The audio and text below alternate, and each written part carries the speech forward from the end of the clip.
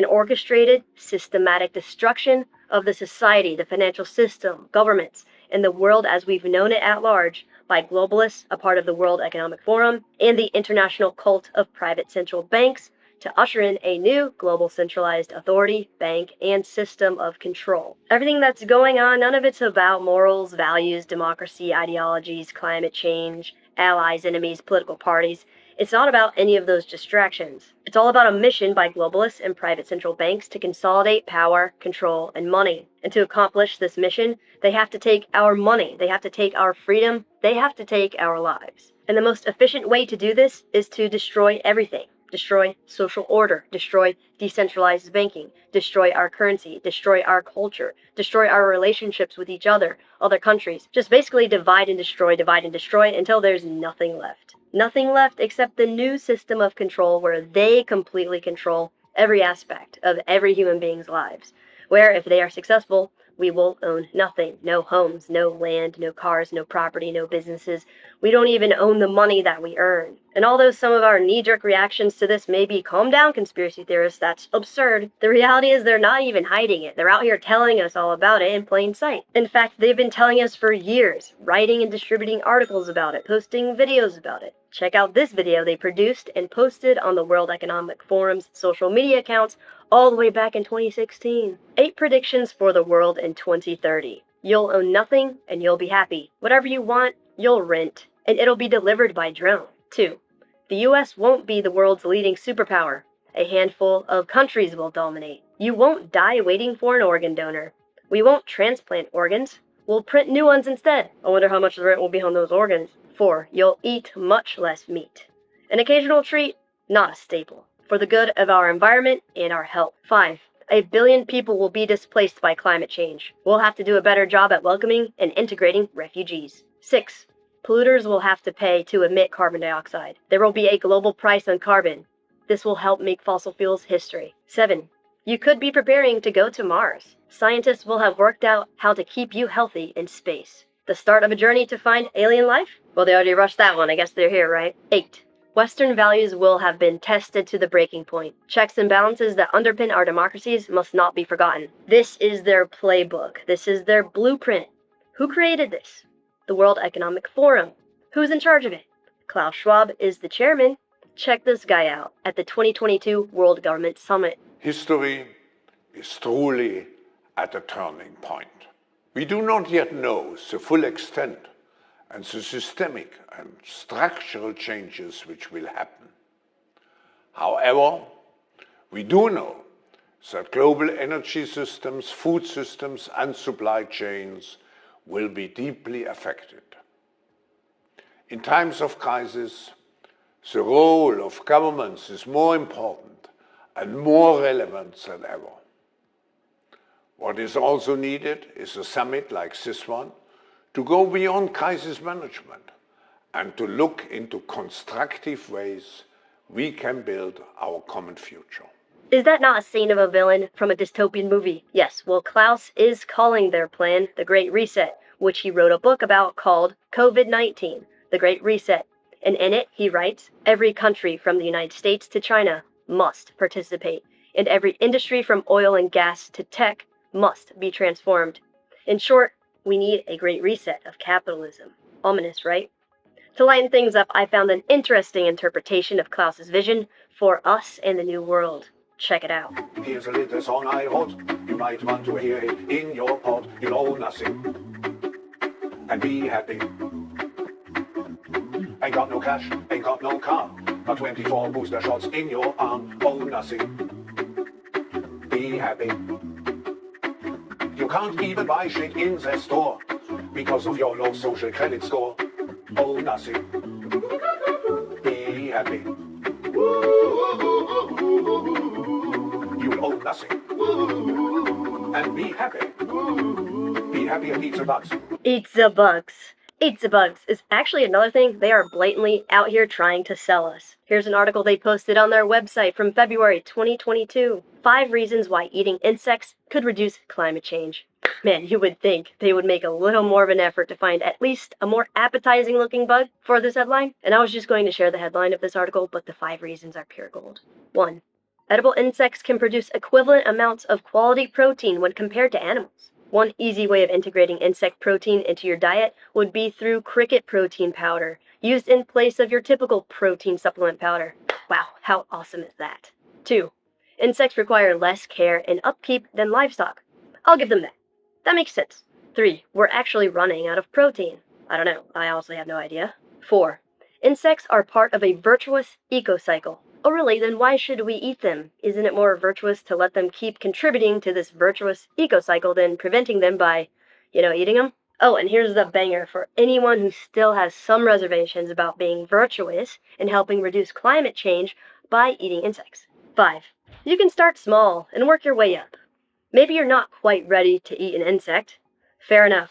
But there are small and meaningful ways to introduce insect proteins into your food chain. How about incorporating it as livestock feed, or purchasing animals' proteins that have fed on insects? Did you know a chicken's natural diet before domestication included insects? Switching to pet food that contains insect protein is an important way you can make a real impact on the environment. Dogs and cats currently consume 1/4 of the meat that is produced in the US. Very logic, much smart. Chicken's natural diet includes insects. Why can't ours? Hey, a small step in the right direction is by feeding insects to our dogs and our cats.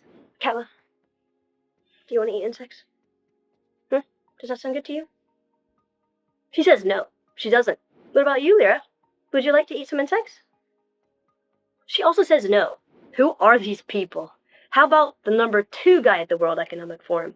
What's the number 2 guy out here saying? Humans are now hackable animals. The whole idea that humans have, they have this soul or spirit and they have free will and nobody knows what's happening inside me. So whatever I choose, whether in the election or whether in the supermarket, this is my free will, that's over. Free will, that's over. Now, in the past, many tyrants and governments wanted to do it, but nobody understood biology well enough to hack millions of people. But soon, at least some corporations and governments will be able to systematically hack all the people. I have no words. Hello, I'm Crypto Casey, and in this video, we are going to explore a timeline of events from an article called All Wars Are Bankers' Wars by Michael Rivero that have led up to what is happening now, the orchestrated, systematic destruction of the world as we know it by globalists and private central banks, and what we can do to rise like phoenixes from the ashes to forge a new, better world together. Let's hit it. Be sure to check out our sponsors, Efani, Heatbit, and Tangent Wallet. Get 100% guaranteed protection against SIM swapping using Efani's secure cellular services, which you can learn more about in this video. Easily mine Bitcoin for passive income with Heatbit Mini's easy-to-use 3-in-1 Bitcoin mining rig, which is also both a space heater and air purifier. And invest in your very own cold storage hardware wallet like Tangent Wallet. It's the size of a credit card, multi-chain, multi-currency, and it's by far the easiest crypto wallet to set up and use on the market right now. So scroll down and use the links below to access the correct and official sites, as well as redeem any special offers they have for us. Sweet. Here's a simple, important thing to understand. Private central banks like the Federal Reserve have been starting wars to force their banking systems onto other nations for centuries. So we will start the timeline of events to prove this notion with the American Revolution. The American Revolution was primarily inspired by King George III's Currency Act, which forced colonists to conduct business using only printed banknotes borrowed from the Bank of England at a costly interest rate. And what most people don't know is that the colonies had created their own money called the colonial scrip, and it was interest-free, wealth-based money issued by the colonies themselves. And here's a famous quote from Benjamin Franklin describing how it worked. That is simple. In the colonies, we issue our own money. It is called colonial scrip. We issue it in proper proportion to the demands of trade and industry to make the products pass easily from the producers to the consumers. In this manner, creating for ourselves our own paper money, we control its purchasing power and we have no interest to pay. And it worked great from when it was created in 1750 to around 1764, until the Bank of England, a private central bank, and their bought and paid for king made it illegal. And here's another quote from Benjamin Franklin following the Currency Act. The colonies would gladly have borne the little tax on tea and other matters had it not been that England took away from the colonies their money, which created unemployment and dissatisfaction. The inability of colonists to get power to issue their own money permanently out of the hands of George III and the international bankers was the prime reason for the Revolutionary War. Nice. So, after the Revolutionary War, the US government actually took steps to try to prevent another private central bank from interfering with the new government. Here's an important, telling quote from Thomas Jefferson, basically predicting our current situation hundreds of years beforehand. If the American people ever allowed private banks to control the issue of their currency, first by inflation, then by deflation, the banks will deprive the people of all property until their children wake up homeless on the continent their fathers conquered. The issuing power should be taken from the banks and restored to the people, to whom it properly belongs. And here's another quote by John Adams in a letter to Thomas Jefferson. All the perplexities, confusion, and distresses in America arise not from defects in the Constitution or Confederation, nor from the want of honor or virtue, as much from downright ignorance of the nature of coin, credit, and circulation. And this is why I started making videos to try and spread awareness about how the current traditional financial system works and alternatives we can explore to try and build a better world together, like blockchain-based financial systems. I mean, here is a quote directly from the governor of the Bank of England, Montagu Norman, addressing the United States Bank years ago with the same exact blueprint and game plan the current private central bankers are using today. Check it out. Capital must protect itself in every possible way, both by combination and legislation. Debts must be collected, mortgages foreclosed as rapidly as possible. When, through process of law, the common people lose their homes, they will become more docile and more easily governed through the strong arm of the government applied by a central power of wealth under leading financiers. These truths are well known among our principal men, who are now engaged in forming an imperialism to govern the world. By dividing the voter through the political party system, we can get them to expend their energies in fighting for questions of no importance. It is thus, by discreet action, we can secure for ourselves that which has been so well planned and so successfully accomplished. History is not only rhyming, it is nearly repeating itself. So how is it that the United States was founded with the intention of keeping private central bankers out of the government, yet we are back to where we started? Well, it's very simple. Bankers are dedicated to schemes of acquiring our wealth and know how easy it is to corrupt nations' leaders. Mayor Amschel Rothschild said this famous quote, "Let me issue and control a nation's money, and I care not who makes the laws." And just 1 year later, he and his chief supporter, Alexander Hamilton, were successful in setting up a new private central bank called the First Bank of the United States. It was founded in 1791, and by the end of its 20-year charter, the United States was in ruins, all while the bankers flourished. So when Congress refused to renew the charter with the intention of going back to a state-issued, value-based currency where the people paid no interest at all to any banker, the head of the private central bank, Nathan Mayer Rothschild, threatened the U.S. government with a war. And when Congress held their position to not renew the charter, Rothschild tried to force Spencer Perceval, the British Prime Minister at the time, to start a war with the U.S. to take the colonies back. And when he refused, he was assassinated, the only British Prime Minister to be assassinated in office. His replacement, Robert Banks Jenkins, was fully supportive of a war, and Rothschild financed it at virtually no interest. It was the War of 1812, and the intention was to recolonize the U.S.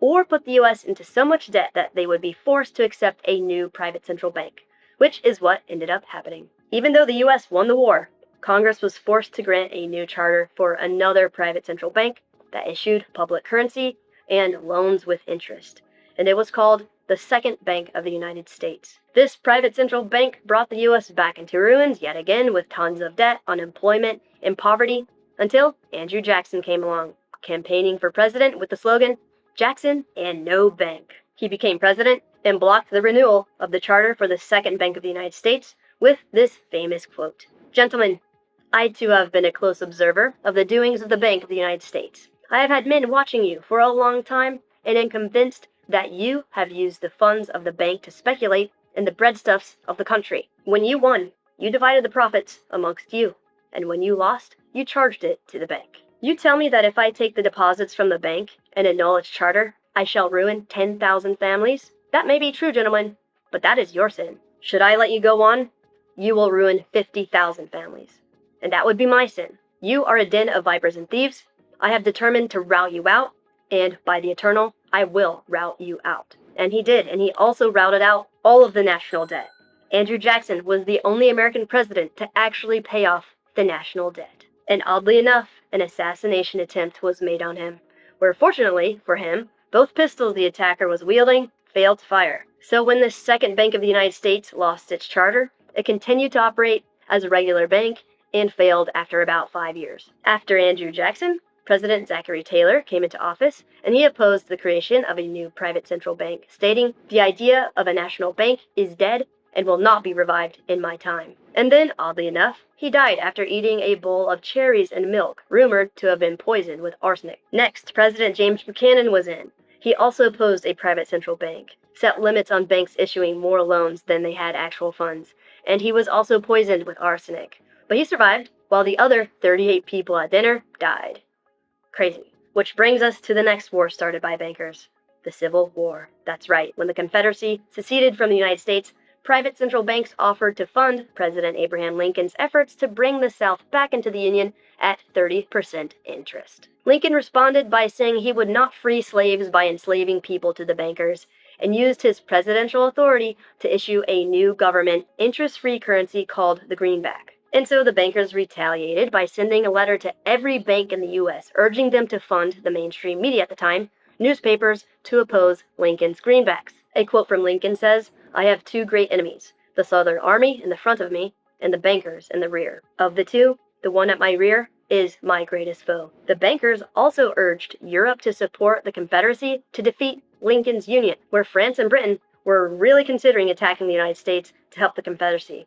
But Russia actually prevented them. Tsar Alexander II had just ended serfdom and had a state bank similar to the one the U.S. was originally founded on. He authorized Russian aid to Lincoln, and, like the recurring pattern goes, multiple assassination attempts were made on him in 1866, 1879, and 1880, until a successful one was made in 1881. And after the Union won the war, Lincoln announced that he would continue issuing greenbacks, and then he was assassinated. After he was killed, greenbacks were pulled from circulation, and the U.S. was forced to go back to private central bank notes with interest. Next up, we have President James Garfield, who was elected in 1880, who was in support of government-controlled money, and he was shot in 1881 and died a few days later. Then, in 1896, President William McKinley was elected and favored gold-backed currencies. He was shot in 1901 and died a few days later. Which brings us to 1910, when 6 of America's richest men had a secret meeting organized by J.P. Morgan and held on his private property on Jekyll Island, where the idea for the United States' third private central bank was born. There's a conspiracy that there were 3 men that stood in J.P. Morgan's way of creating it: John Astor, Isidor Straus, and Benjamin Guggenheim, that all happened to be on J.P. Morgan's boat, the Titanic, when it sank. Did big private central bankers sink the boat on purpose and get an insurance payout after it? Well, yes, J.P. Morgan got paid by the insurance company when his boat sank. Let me know what you think happened to the Titanic in the comments below. Either way, it sank in 1912, and 1 year later, the Third Bank of the United States was created over the Christmas holiday in 1913, while Congress members who opposed it were at home. And the bankers promised President Woodrow Wilson generous campaign contributions if he signed the act, which he did, and they decided to name it the Federal Reserve, to seem like a quasi-governmental entity when it actually is not a government entity at all. It is a private central bank. Here's a video of former chairman of the Federal Reserve, Alan Greenspan, explaining how it's a private entity that doesn't answer to any government authority. What is the proper relationship? What should be the proper relationship between a chairman of the Fed and a president of the United States? Well, first of all, the Federal Reserve is an independent agency, and that means basically that there is no other agency of government which can overrule actions that we take. So long as that is in place and there is no evidence that the administration or the Congress or anybody else is requesting that we do things other than what we think is the appropriate thing, then what the relationships are don't frankly matter. And I've had a very good relations. Another fun fact is that the Federal Reserve is exempt from all taxation, except property tax. Brilliant. A few years later, in 1919, Woodrow Wilson said, I am a most unhappy man. I have unwittingly ruined my country. A great industrial nation is now controlled by its system of credit. We are no longer a government by free opinion, no longer a government by conviction and the vote of the majority, but a government by the opinion and duress of a small group of dominant men. Lame. Moving right along, we have the First World War. Note that before the creation of the Federal Reserve, there was no such thing as a world war. So although the war started between Austria-Hungary and Serbia with the assassination of Archduke Ferdinand, media focus was quickly shifted to Germany, a big economic threat to Great Britain. Following the Treaty of Versailles, Germany was forced to pay the war costs, even though they didn't even start the war, to their own private central bank, which they had gone into massive debt to pay for the war. Massive inflation followed, and the Germans were trapped in endless debt to the private central bank. So when Hitler came into power, his first financial move was what we've seen already throughout history, shifting to their own state-issued, value-based currency, where they did not have to borrow from private central banks at interest. Germany's economy quickly started turning around and flourishing, and media called it the German miracle. So once again, Germany becomes a threat to Great Britain, and their state-issued monetary system was also a threat to private central banks. So they looked for an excuse to go to war, and obviously Hitler gave it to them. Towards the end of World War II, in 1944, the world's major economic powers met at a luxury resort in New Hampshire called Bretton Woods, where they created the Bretton Woods Agreement for international finance. This caused the British pound to lose its status as the world's reserve currency to the US dollar, and forced other nations to tie their currencies to the US dollar under two conditions. One, the Federal Reserve would not overprint US dollars as a means to steal goods and services from other countries in exchange for a devaluing currency, like an imperial tax. And two, the US dollar would always be convertible to gold at $35 per ounce. And obviously, both of those conditions were never kept because the Federal Reserve is a private central bank that doesn't have to answer to the US government or other governing bodies.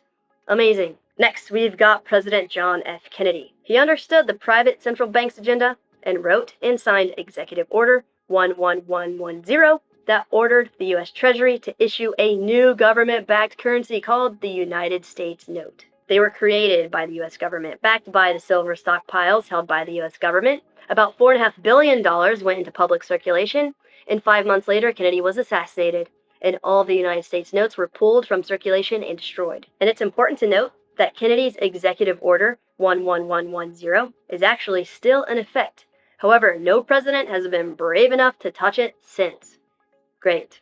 Eventually, other countries started noticing the large piles of US dollars they were accumulating in exchange for real goods and services, like in the case of France, wine and cheese. They started exercising their option under the Bretton Woods Agreement to exchange the paper notes for gold. And since the Federal Reserve was overprinting money, the US government didn't have enough gold to redeem all the requests, and by 1966, an estimated $14 billion was held by foreign banks, while the US only had about $3.2 billion worth of gold. So President Richard Nixon had to temporarily suspend the convertibility of US dollars to gold, which obviously became permanent and ultimately ended the Bretton Woods Agreement. And side note, interestingly enough, this happened in 1971, which is the same year that the World Economic Forum was founded. It was initially called the European Management Forum, with the goal of introducing European business to American management practices. Sheer coincidence? Or orchestrated by private central bankers looking to consolidate power?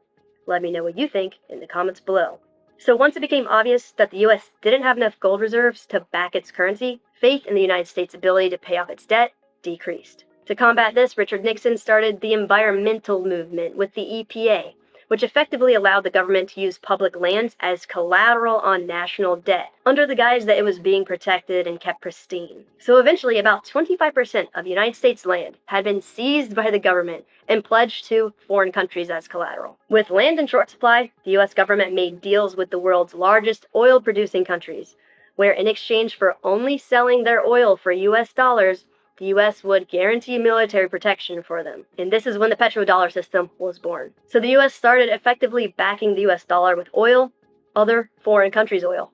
Remarkable, isn't it? It's no wonder when Iraq, after the Desert Storm conflict, wanted their rights to sell oil in euros instead of the US dollar in the early 2000s, that the US reinvaded Iraq under the guise that Saddam Hussein had nuclear weapons he was going to use, when in reality, They did it just to get Iraq's oil transactions back to the US dollar. And when Libya announced they were only going to sell their oil for their state-owned value-based trade currency, the gold dinar, the US invaded Libya, killed their leader, imposed a private central bank, and put Libya's oil back on the market for US dollars only. And some of the Hillary Clinton emails released confirmed that the real reason the US invaded Libya was to counteract the threat of the gold dinar becoming a rival to the US dollar and petrodollar system. So what can we glean from history to piece together what may actually be going on, and who stands to benefit from both the process and the outcome? Well, as the cycle goes, private banks issue currencies with interest, which forces countries and their people into more and more debt. Once the people and governments stop borrowing, wars are waged that force everyone into more debt to pay for the wars. After that, countries and people need to borrow to rebuild. And when it's all said and done, everything is about the same except for more dead people, and the process repeats. So in the current situation, World War III would be an attempt to force the world onto a private central bank US dollar digital currency that is controlled by private central powers like the World Economic Forum, where they can dictate what we can and what we cannot buy, the amounts of goods we can buy, and if we can buy anything at all. And if you want to learn more about central bank digital currencies and why they are so dangerous to our livelihoods, check out this video guide by clicking on the link above. So is there hope for us? Do we stand a chance at rebuilding a better world together from the ashes of a more than likely extremely destructive world war? It's possible. Things are much different now, with the internet, access to information, independent journalism, people becoming curious, looking for answers, and spreading awareness. So what can we do? We can be aware. Talk about it with our friends, family, and other people to spread awareness. Share content like this online. Educate as many people as possible. And we need to be prepared to weather the coming storm of capital controls, where countries start to restrict the money from flowing out of their countries so they can continue using their private central bank currencies to enslave and control people. It will probably become harder to convert fiat into hard assets like gold, Bitcoin, and similar. So it's more important than ever to understand how and why Bitcoin and blockchain technology offers a better alternative solution to private central banks. Something not controlled by a single person, business, government, authority, or entity, rather by the very essence of our universe, with mathematics, physics, and science. And when we do choose to invest in Bitcoin and other cryptocurrencies, it's important to understand that we do not actually own or control it until we transfer it from exchanges to our very own cold storage hardware wallets. Tangent Wallet is the most affordable, easy-to-use cold storage hardware wallet for beginners and experts alike that looks like a credit card, has the same level of protection used in passports and NASA. Its source code is open and available to review on GitHub, which is important for full transparency to ensure there are no backdoors built in, and that funds can be accessed if the company shut down for any reason. Note the pricing for this cryptocurrency hardware device is much cheaper and more affordable than other ones with free shipping. This is a plus for any beginners just getting started or anyone who is looking to onboard friends and families into crypto with a simple, easy-to-use, secure self-custody wallet. My friends and family love it, so scroll down and use link below to access the correct and official site, as well as redeem any special offers they have for us. Awesome! If you would like to watch a full video guide about Tangent Wallet and how it works, check out this video. If you would like to finally have that eureka moment about how Bitcoin works and how it can help us maintain complete control over some of our wealth, check out this video. And to get your very own Tangent Wallet, click on the link on the screen. Like and subscribe for more. Be safe out there.